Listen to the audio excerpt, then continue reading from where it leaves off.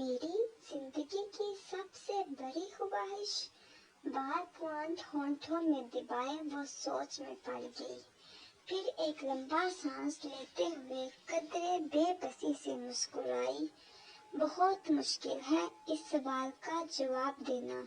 क्यों मुश्किल है? जवेरिया ने इससे पूछा। क्योंकि मेरी बहुत सारी ख्वाहिशात हैं और हर ख्वाहिश ही मेरे लिए बहुत अहम है, इसने सर झटकते हुए कहा।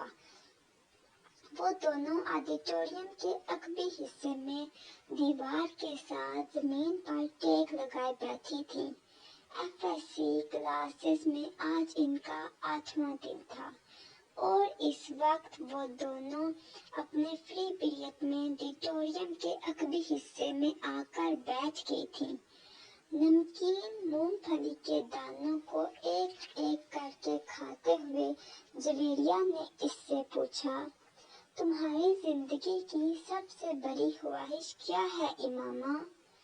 इमामा ने कदरे हैरानी से इसे देखा और सोच में पड़ गई।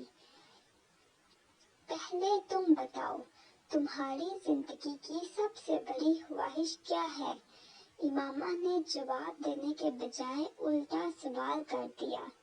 पहले मैंने पूछा है, तुम्हें पहले जवाब देना चाहिए। जवेरिया ने गर्दन हिलाई। अच्छा ठीक है, मुझे और सोचने दो, इमामा ने फौरन हार मानते हुए कहा। मेरी जिंदगी की सबसे बड़ी ख्वाहिश, वो बुड़बड़ाई। एक ख्वाहिश तो ये है कि मेरी जिंदगी बहुत लंबी हो, इसने कहा। क्यों? जवेरिया हंसी। बस 50-60 साल की जिंदगी मुझे बड़ी छोटी लगती है। कम से कम 100 साल तो मिलने चाहिए इंसान को दुनिया में। और फिर मैं इतना सब कुछ करना चाहती हूँ, अगर जल्दी मर जाऊंगी तो फिर मेरी सारी ख्वाहिशात अधूरी रह जाएंगी। इसने मूंगफली का एक दाना मुंह में डालते हुए कहा। अच्छा और? जवेरिया ने कहा। और ये कि मैं मुल्क की सबसे बड़ी डॉक्टर बनना चाहती हूँ, सबसे अच्छी आई स्पेशलिस्ट। मैं चाहती हूँ जब पाकिस्तान में आई सर्जरी की तारीख लिखी जाए तो इसमें मेरा नाम टॉप ऑफ लिस्ट हो। इसने मुस्कुराते हुए आसमान को देखा। अच्छा और अगर कभी तुम डॉक्टर ना बन सकी तो? जवेरिया ने कहा। आखिर ये मेरिट और किस्मत की बात है, ऐसा मुमकिन ही नहीं है। मैं इतनी मेहनत कर रही हूँ कि मेरिट पर हर सूरत आऊंगी। फिर मेरे वालिदैन के पास इतना पैसा है कि मैं अगर यहाँ किसी मेडिकल कॉलेज में ना जा सकी तो वो मुझे बैरूने मुल्क भिजवा देंगे। फिर भी अगर कभी ऐसा हो कि तुम डॉक्टर ना बन सको तो हो ही नहीं सकता। ये मेरी जिंदगी की सबसे बड़ी ख्वाहिश है। मैं इस प्रोफेशन के लिए सब कुछ छोड़ सकती हूँ। ये मेरा ख्वाब है और ख्वाबों को भला कैसे छोड़ा या भुलाया जा सकता है? इम्पॉसिबल। इमामा ने कतई अंदाज में सर हिलाते हुए हथेली पर रखे हुए दानों में से एक दाना मुंह में डाला। जिंदगी में कुछ भी नामुमकिन नहीं होता, कभी भी कुछ भी हो सकता है। फर्ज करो कि तुम डॉक्टर नहीं बन पाई तो फिर तुम क्या करोगी? कैसे रिएक्ट करोगी? इमामा अब सोच में पड़ गई। पहले तो मैं बहुत रोऊंगी, बहुत ही ज्यादा, कई दिन, और फिर मैं मर जाऊंगी। जवेरिया बेइख्तियार हंसी। और अभी कुछ देर पहले तो तुम ये कह रही थी कि तुम लंबी जिंदगी चाहती हो और अभी तुम कह रही हो कि तुम मर जाओगी। हाँ तो फिर जिंदा रहकर क्या करूंगी? सारे प्लान्स ही मेरे मेडिकल के हवाले से हैं और ये चीज जिंदगी से निकल गई तो फिर बाकी रहेगा क्या? यानी तुम्हारी एक ख्वाहिश दूसरी बड़ी ख्वाहिश को खत्म कर देगी, तुम यही समझ लो। तो फिर इसका मतलब तो यही हुआ कि तुम्हारी सबसे बड़ी ख्वाहिश डॉक्टर बनना है, लंबी जिंदगी पाना नहीं। तुम कह सकती हो, अच्छा अगर तुम डॉक्टर ना बन सकी तो फिर मरोगी कैसे? खुदकुशी करोगी या तभी मौत? जवेरिया ने बड़ी दिलचस्पी से पूछा। तभी मौत ही मरूंगी, खुदकुशी तो कर ही नहीं सकती, इमामा ने लापरवाही से कहा। और अगर तुम्हें तभी मौत आ न सकी तो मेरा मतलब है जब न आई तो फिर तुम डॉक्टर न बनने के बावजूद भी लंबी जिंदगी गुजार दोगी? नहीं, मुझे पता है अगर मैं डॉक्टर न बनी तो फिर बहुत जल्द मर जाऊंगी। मुझे इतना दुख होगा कि मैं तो जिंदा ही नहीं रह सकूंगी। वो यकीन से बोली, तुम जिस कदर खुश मिजाज हो, मैं कभी यकीन नहीं कर सकती कि तुम कभी इतनी दुखी हो सकती हो कि रो रो कर मर जाओ, और वो भी सिर्फ इसलिए कि तुम डॉक्टर नहीं बन सकी। जवेरिया ने इस बार इसका मजाक उड़ाने वाले अंदाज में कहा, तुम अब मेरी बात छोड़ो, अपनी बात करो। तुम्हारी जिंदगी की सबसे बड़ी ख्वाहिश क्या है? इमामा ने मौजू बदलते हुए कहा। रहने दो। क्यों रहने दूं? बताओ ना, तुम्हें बुरा लगेगा, जवेरिया ने कुछ हिचकिचाते हुए कहा। इमामा ने गर्दन मोड़कर हैरानी से इसे देखा। मुझे क्यों बुरा लगेगा? जवेरिया खामोश रही। ऐसी क्या बात है जो मुझे बुरी लगेगी? इमामा ने अपना सवाल दोहराया। बुरी लगेगी, जवेरिया ने मध्यम आवाज में कहा। आखिर तुम्हारी जिंदगी की सबसे बड़ी ख्वाहिश का मेरी जिंदगी से क्या ताल्लुक है कि मैं इस पर बुरा मानूंगी? इमामा ने इस बार कर उलझे हुए अंदाज में पूछा। कहीं तुम्हारी ये ख्वाहिश तो नहीं है कि मैं डॉक्टर ना बनूं? इमामा को अचानक याद आया। जवेरिया हंस दी। नहीं, जिंदगी सिर्फ एक डॉक्टर बन जाने से कहीं ज्यादा अहमियत की हामिल होती है, इसने कुछ फलसफाना अंदाज में कहा। पहेलियां बुझवाना छोड़ो और मुझे बताओ, इमामा ने कहा।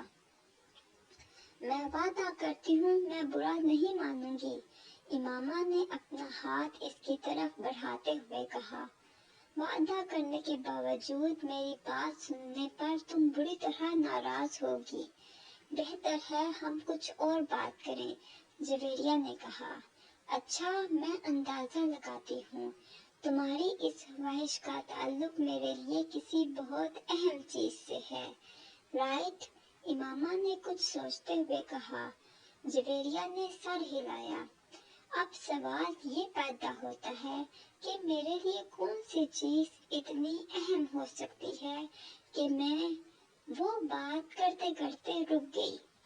मगर जब तक मैं तुम्हारी ख्वाहिश की नोयत नहीं जान लेती, मैं कुछ भी अंदाजा नहीं कर सकती। बता दो जवेरिया, प्लीज। अब तो मुझे बहुत ही ज्यादा तजस्सुस हो रहा है, इसने मिन्नत की। वो कुछ देर सोचती रही। इमामा गौर से इसका चेहरा देखती रही। कुछ देर की खामोशी के बाद जवेरिया ने सर उठाकर इमामा को देखा। मेरे प्रोफेशन के अलावा मेरी जिंदगी में फिलहाल जिन चीजों की अहमियत है वो सिर्फ एक ही है, और अगर तुम इस हवाले से कुछ कहना चाहती हो तो कहो, मैं बुरा नहीं मानूंगी, इमामा ने संजीदगी से कहा। जवेरिया ने कदरे चौंक कर इसे देखा।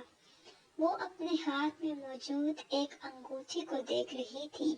जवेरिया मुस्कुराई। मेरी जिंदगी की सबसे बड़ी ख्वाहिश ये है कि तुम। जवेरिया ने उसे अपनी ख्वाहिश बताई। इमामा का चेहरा यकदम सफेद पड़ गया। वो शॉक्ड थी या हैरत ज़दा? جویریہ اندازہ نہیں کر سکی، مگر اس کے چہرے کے تاثرات یہ ضرور بتا رہے تھے کہ جویریہ کے منہ سے نکلنے والے جملے اس کے ہر اندازے کے برعکس تھے۔ میں نے تم سے کہا تھا نا تم برا مانو گی۔ جویریہ نے جیسے صفائی پیش کرنے کی کوشش کی، مگر امامہ کچھ کہے بغیر اسے دیکھتی رہی۔ معیز حلق کے بل چلایا۔ وہ درد سے دوہرا ہو گیا۔ اس کے دونوں ہاتھ اپنے پیٹ پر تھے۔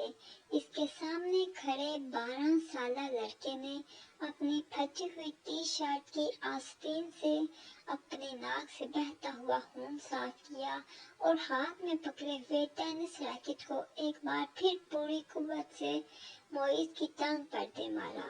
معیز کی حلق سے ایک چیخ پھر نکلی اور وہ اس بار سیدھا ہو گیا۔ کچھ بے یقینی کے عالم میں اس نے خود سے 2 سال چھوٹے بھائی کو دیکھا، جو اب بغیر کسی لحاظ اور مروت کے اسے اس راکٹ سے پیٹ رہا تھا جو معیز کچھ دیر پہلے اسے پیٹنے کے لیے لے کر آیا تھا۔ اس ہفتے میں ان دونوں کے درمیان ہونے والا یہ تیسرا جھگڑا تھا اور تینوں بار جھگڑا شروع کرنے والا اس کا چھوٹا بھائی تھا۔ معیز اور اس کے تعلقات ہمیشہ ہی ناخوشگوار رہے تھے۔ ان کا جھگڑا بچپن سے لے کر اب تک سے کچھ پہلے صرف زبانی کلامی باتوں اور دھمکیوں تک ہی محدود رہتا تھا، مگر اب کچھ عرصے سے وہ دونوں ہاتھا پائی پر بھی اتر آئے تھے۔ آج بھی یہی ہوا تھا۔ وہ دونوں اسکول سے اکٹھے واپس آئے تھے اور گاڑی سے اترتے ہوئے اس کے چھوٹے بھائی نے بڑی درستگی کے ساتھ پیچھے ڈگی سے اس وقت اپنا بیگ کھینچ کر نکالا جب معیز اپنا بیگ نکال رہا تھا۔ بیگ کھینچتے ہوئے معیز کے ہاتھ کو بری طرح رگڑ آئی۔ معیز بری طرح تلملایا۔ تم اندھے ہو چکے ہو؟ وہ اطمینان سے اپنا بیگ اٹھائے بے نیازی سے اندر جا رہا تھا۔ معیز کے چلانے پر اس نے پلٹ کر اس کو دیکھا اور لاؤنج کا دروازہ کھول کر اندر چلا گیا۔ معیز کے تن بدن میں جیسے آگ لگ گئی۔ وہ تیز قدموں سے اس کے پیچھے اندر چلا آیا۔ اگر دوبارہ تم نے ایسی حرکت کی تو میں تمہارا ہاتھ توڑ دوں گا۔ اس کے قریب پہنچتے ہوئے معیز ایک بار پھر دہاڑا۔ اس نے بیگ کندھے سے اتار کر نیچے رکھ دیا اور وہ دونوں ہاتھ کمر پر رکھ کر کھڑا ہو گیا۔ نکالوں گا۔ تم کیا کرو گے؟ ہاتھ توڑ دو گے؟ اتنی ہمت ہے؟ یہ میں تمہیں اس وقت بتاؤں گا جب تم دوبارہ یہ حرکت کرو گے۔ معیز اپنے کمرے کی طرف بڑھا، مگر اس کے بھائی نے پوری قوت سے اس کا بیگ کھینچتے ہوئے اسے رکنے پر مجبور کر دیا۔ نہیں، تم مجھے ابھی بتاؤ۔ اس نے معیز کا بیگ اٹھا کر دور پھینک دیا۔ معیز کا چہرہ سرخ ہو گیا۔ اس نے زمین پر پڑا ہوا اپنے بھائی کا بیگ اٹھا کر دور اچھال دیا۔ ایک لمحے کا انتظار کیے بغیر اس کے بھائی نے پوری قوت سے معیز کی ٹانگ پر ٹھوکر ماری۔ جواباً اس نے پوری قوت سے چھوٹے بھائی کے منہ پر مکہ مارا جو اس کے ناک پر لگا۔ اگلے ہی لمحے اس کی ناک سے خون ٹپکنے لگا۔ اتنے شدید حملے کے باوجود اس کے حلق سے کوئی آواز نہیں نکلی۔ اس نے معیز کی ٹائی کھینچتے ہوئے اس کا گلا دبانے کی کوشش کی۔ معیز نے جواباً اس کی شرٹ اور کالر سے کھینچا۔ اس سے شرٹ کے پھٹنے کی آواز آئی۔ اس نے پوری قوت سے اپنے چھوٹے بھائی کے پیٹ میں مکہ مارا اور اس کے بھائی کے ہاتھ سے اس کی ٹائی نکل گئی۔